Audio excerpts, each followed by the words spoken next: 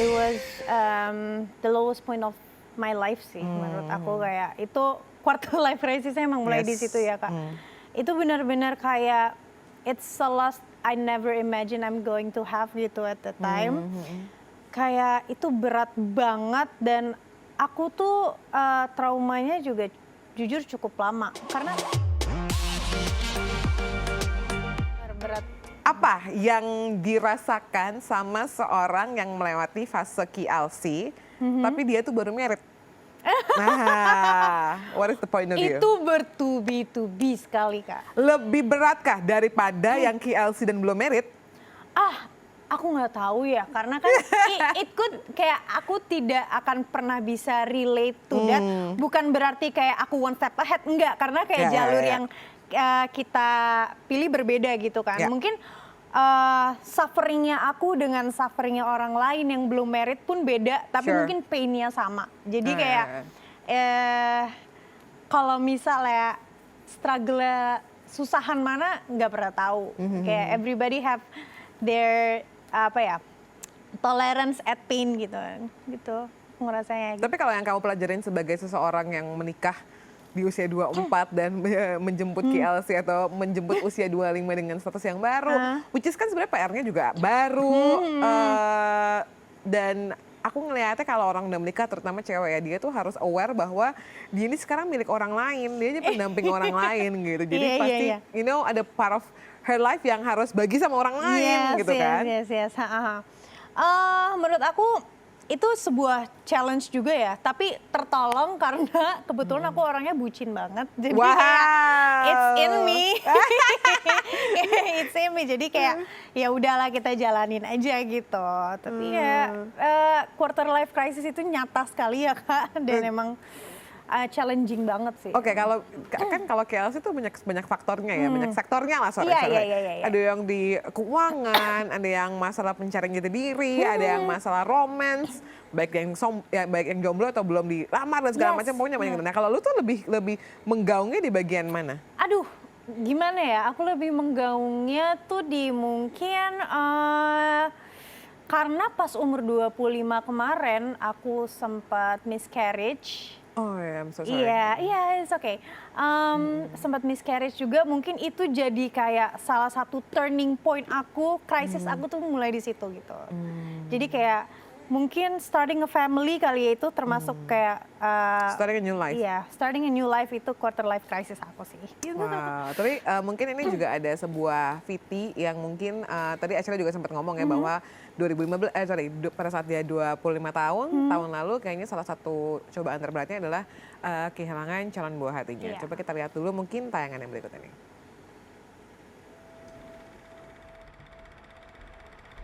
I don't wanna talk other things we've been through. 5 weeks. Though it's hurting me, Supposed to be 6 weeks. now it's history. I've played all my cards, and that's what you've done too. Nothing more to say, no more race to play.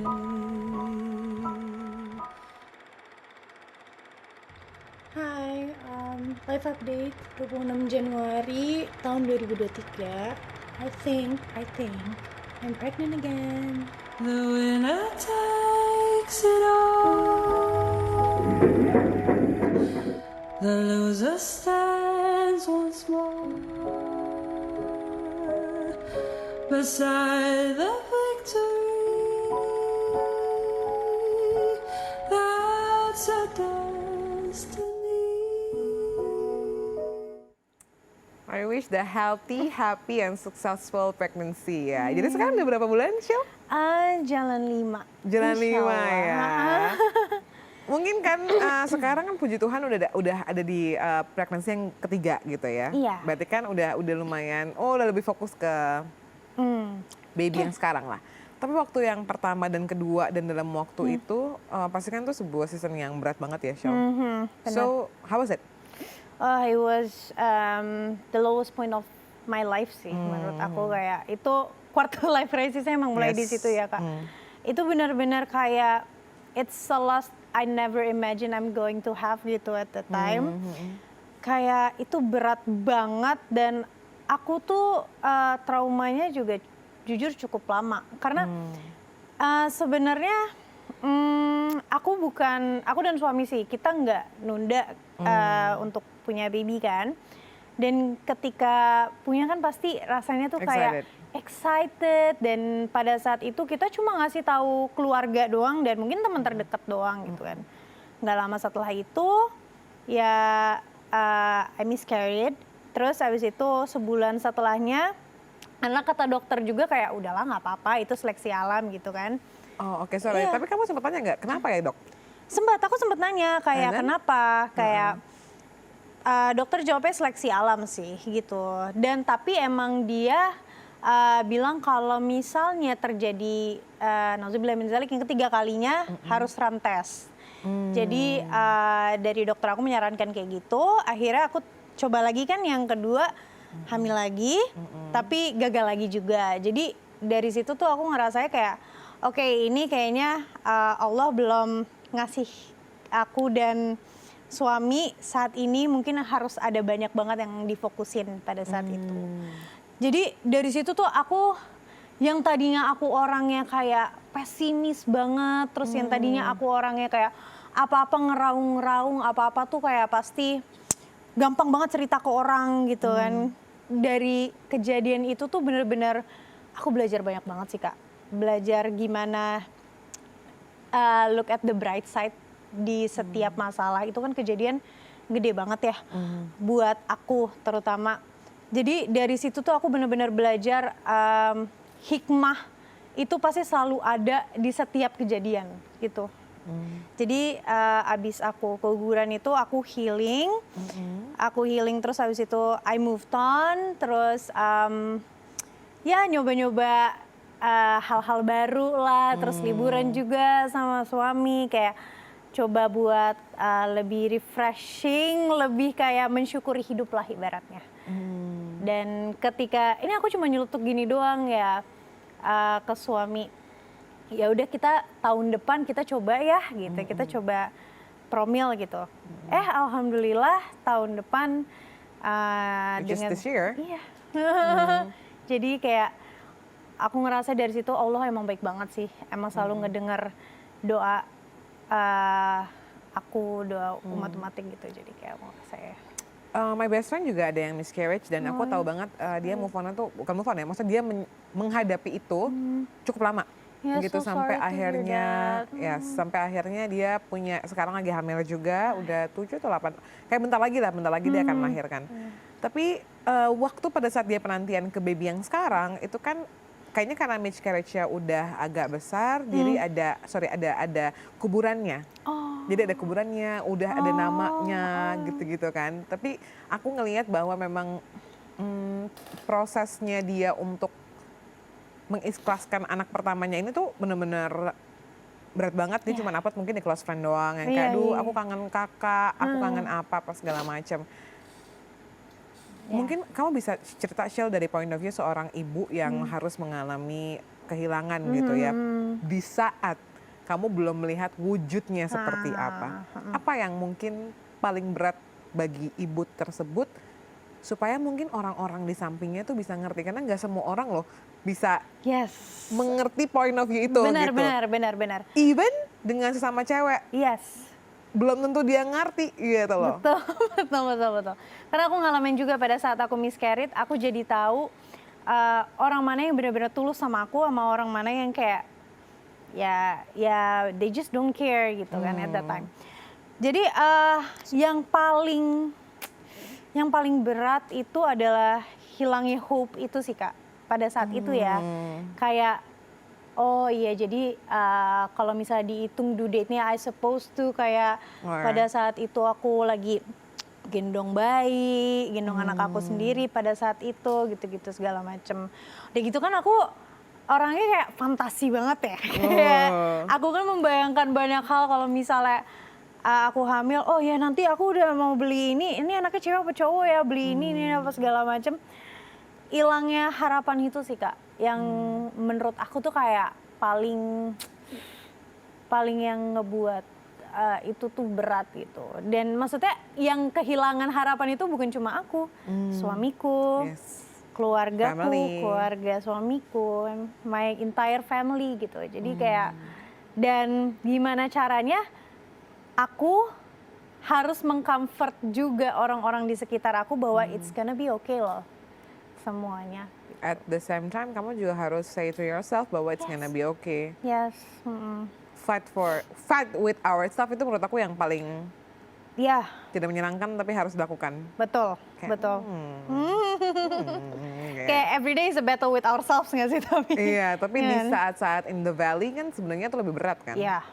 So kalau misalnya kamu sendiri ya Shell, bisa sharing gitu sama Insertizer yang tahu. Kalau mereka adalah di posisi orang sekitarnya, either kakaknya, sisternya, sahabatnya, atau mungkin ya suaminya gitu.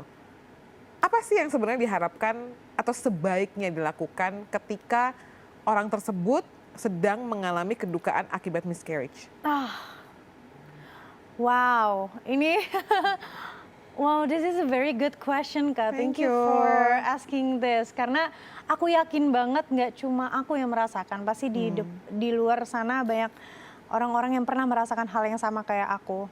Tapi kalau aku boleh, maksudnya cerita sedikit mengenai pengalaman aku, apa sih yang paling Yeah, aku sure. butuhin? Yeah. Kalau aku pribadi, aku cuma butuh ditemenin sih Kak. Kalau aku ya, ditemenin and kayak everything is gonna be okay. Jangan, maksudnya kayak bilang you still a mother kok, you still mother worthy gitu loh, kayak ngerti kan kayak bukan you still a mother, I mean gini.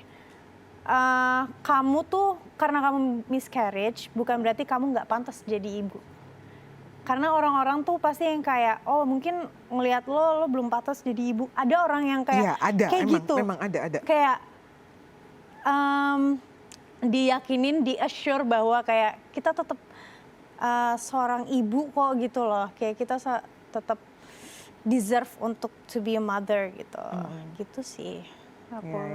Terus sama aku ya ditemenin, terus ya dikasih positive affirmation.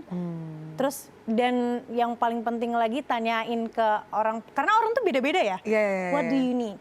Itu sih. What do you need? Karena kadang-kadang apa yang kita pikir dia butuhkan belum tentu itu dia butuhkan Iya. ya. Karena yang tadi dari mulut Anshil aja nggak keluar yang kayak, oh pengen jalan-jalan apa-apa. Enggak, dia pengennya ditemenin aja. Ditemenin dan kehadiran orang-orang di sekitar. Karena lagi-lagi ya, kedukaan itu menurut aku tuh sebuah proses kehidupan yang, waduh, berat banget sih. Buat siapapun gitu ya. Terutama ketika seorang calon orang tua ditinggalkan oleh calon anaknya gitu. Waduh, itu tadi yang lu bilang harapannya tuh hilang semua gitu ya. Harapannya hilang. Jadi kayak kadang-kadang udah gitu kan, kalau misalnya kita kayak gitu, kayak kemarin aku baru aja ngeliat komen-komen netizen juga sih Kak, kayak And di your Instagram? iya, Okay. bukan di Instagram, ada kayak salah satu Instagram yang nge-repost gitu kan, Okay. meliput mengenai berita ini. Terus aku ngeliat komen-komennya orang tuh yang kayak, makanya kalau hamil jangan diumbar-umbar. Semua maksudnya kayak, wow, maksud gue Apa kayak, sih ini oh, orang? aku shock banget. Ternyata masih ada orang yang mungkin apa ya? Aku bilangnya, what's the polite way to say that ya? Kayak masih ada orang yang Gak mungkin masalah, kalau nggak pola juga gak masalah. Santai aja sih. nggak kayak pokoknya tuh kayak, oh masih ada orang yang berpikir seperti itu ya gitu loh. Itu kita keguguran pada saat itu selalu salah kita kan, nggak juga. Lo enggak juga. Ya makanya kayak Samsul. iya.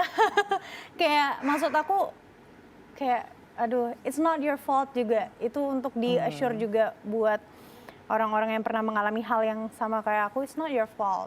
It's not your fault. Jadi kayak benar-benar hal itu terjadi karena emang maybe it's supposed to happen to for something greater than that happen gitu loh. Jadi kayak oke. Kayak sahabat aku juga ya, dia juga dia promil tuh Program hamil. bukan bayi tabung. Oh, Bayi IVF. tabung, IVF. Nah, that's the word. Ah. Oke. IVF dia sampai 5-6 kali dan selalu gagal. Iya, oh my God. Terus kayak mungkin karena dia kan wanita karir juga ya. Terus kayak oh jangan-jangan karena gue. Sebaiknya menurut gue juga sebelum salah langsung jangan-jangan salah gue apa segala macam, tanya dulu nggak sih sama penciptanya? Iya. Ini udah waktunya belum ya? Iya. Karena mau apapun programnya, nafas kehidupan tuh tetap daulatnya Tuhan. Betul. Kalau belum atau kalau memang ini bukan destiny for this family dan kalau memang udah waktunya Tuhan panggil, ya dia akan pulang ke penciptanya dan so do I gitu ya. Iya, so do asa. Iya, kita juga bakalan pulang juga. Jadi please jangan kayak makanya kalau hamil jangan diumbar-umbar. Iya. Makanya kalau hamil jangan diumbar-umbar, oh kamu jangan kecapean, kemarin gini segala macam. Kadang-kadang tuh orang tend to blame ibunya. Iya. And makanya aku selalu kayak tadi aku bilang juga you're still worthy to be mother gitu. Bukan berarti kayak lo jalan-jalan itu membuat keguguran enggak kayak gitu loh kayak emang it happen because it's supposed to happen aja. Iya, karena ada juga beberapa pregnancy journey yang orangnya tuh nggak tahu dia lagi ini. Yes. Dan dia naik gunung. Bener begitu banget. pulang takutnya mungkin nggak enak badan.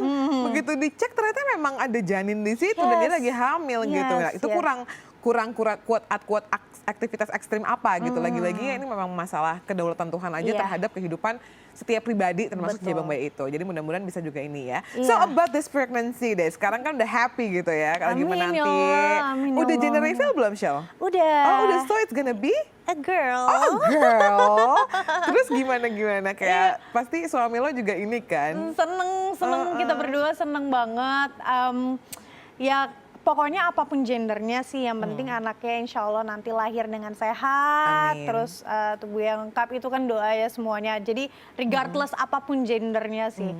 Tapi kita dapet cewek tuh excited banget karena nggak sabar dandanin, nggak sabar yang kayak nguncir-nguncirin gitu kayak. Udah beli apa aja sih persiapannya? Oh belum, aku nunggu sampai waktunya tepat lah ya kan. Waktunya kayak tepat ya. untuk ini. Kalau sekarang masih terlalu early sih. Tapi kalau misalnya kayak hormon apa segala macam ngidam, itu gimana tuh journey-nya? Alhamdulillah banget, aku enggak mual. Aku enggak mual, aku enggak ngidam, tapi yang ngidam malah suami aku. Oh jadi ngidam apa? Iya, jadi oh my God, dia kayak beneran jadi ibu hamil sih. Dia Masa sih lucu banget? beneran. Jadi dia yang muntah tiba-tiba. Sumpah Kak, dia yang muntah. Terus dia yang ini lucu banget. Jadi kayak dia yang ngidam, dia kayak tiba-tiba jam 10 tuh nelfon aku, ayo kamu siap-siap, aku mau cari makan, aku mau makan steak. Jam segitu makan steak jam 10 malam di mana? Ya gitu ada kan. sih, mungkin ada kayak sih pasti kan, bar-bar yang masih buka. Tapi kayak jam 10 malam makan steak gitu kan. Terus kayak dia ntar ngidamnya, dan dia lagi suka banget setiap hari makan durian. Jadi kayak, jadi kayak sebelum kamu hamil dia nggak kayak gitu? dia makan durian juga. Tapi jadi nggak seintens itu kali ya? Seintens itu juga. Jadi kayak ini anak durian deh. Ngerasanya ini tuh anak durian gitu. Kita lihat ya pas dia keluar dia say yes to durian atau enggak. Nah iya, kayaknya sih say yes ya kayaknya. Terus apa lagi yang beda dari kamu dan suami gitu? Kalau akunya sendiri sih nothing much sih. Kalau aku kayak ya udah aku being aku aja gitu. Palingan kayak mood swing tapi nggak separah itu juga sih Kak. Lebih ke kagetnya suami aku sih yang malah yang muntah-muntah, malah yang yang ngidam malam-malam terus mintanya spesifik gitu kayak kok kayak yang dia hamil gitu. Tapi biasanya teman-teman aku kalau cerita gitu mereka juga akhirnya sudah punya ketakutan sebelum bakal menjadi ibu gitu terhadap si jabang bayi ini. Kamu ngalamin itu nggak? Ketakutan gimana tuh maksudnya? Misalnya kayak aduh nanti misalnya belum lahir pun kayak nanti anak gue jodohnya siapa ya? Gue kayak what? Gue cuma kayak temen hanya mendengarkan kayak agak panjang juga ya dia perjalanannya. Nanti ini gimana ya? Sekolahnya gimana ya? Just go to school. Kalau aku sih lebih kayak balik lagi ya Kak, kalau punya anak itu kan pasti umur-umur awal itu yang paling primary Time-nya dia. Iya, itu kan orang tuanya, tergantung didikannya. Jadi aku nggak mikirin jodohnya dia siapa nantinya, tapi aku lebih mikirin gimana cara parenting aku dan suami nantinya menjadikan dia orang yang ibaratnya membanggakan buat banyak orang, orang yang baik, orang yang soleha gitu. Jadi aku lebih fokus ke situ sih ketimbang kayak terjodohnya siapa ya, terus nanti sekolahnya di mana ya. Kalau sekolah di mana sih pasti kita udah mikirin juga sih ya kan. Tapi kayak lebih ke aku dan suami sih mikirin gimana caranya kita jadi a good parent to our children gitu. So maybe it's gonna be, ini kan bakal di YouTube juga kan, so dia bakalan video kamu kali ini itu bakalan mungkin ya sampai 2-3 tahun ke belakang gitu bakal dilihat ya. So someday if your girl watching this video, is there something that you wanna say? Jangan dong, nanti aku nangis. Nggak apa-apa. Kameranya di sebelah sini. Nggak mau. Karena kalau kamu nggak mau kita nggak closing. Oh gitu ya. Oh jadi closingnya kayak gitu ya? Iya. Ih beneran kan cewek baper. It's already 1 hour. Oh really? Yeah. Kayak nggak kerasa banget loh kak. Iya, it's already 1 hour. To my future baby yang namanya masih dirahasiakan. But, just so you know kayak It's okay. It's okay, it's okay. I love you so much. You're the best thing that has ever happened in my life. So I'm pretty sure you're gonna be a strong girl. Man, Terus anaknya soleha juga, man. anaknya yang cantik and be kind to others. Aduh aku nangis sama mama. Jelek. Jangan cengeng kayak mamanya ya.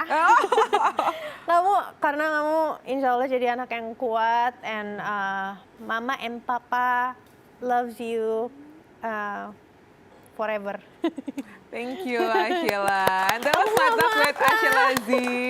Mudah-mudahan nanti pas udah lahir dan segala macam kita ngobrol lagi. So good luck on your journey ya, Thank Sheila. you Kak, good luck on you too. Thank you. Dan sekarang waktunya Maria Christy untuk pamit. Sampai ketemu lagi ya di episode iTalk berikutnya. Bye now.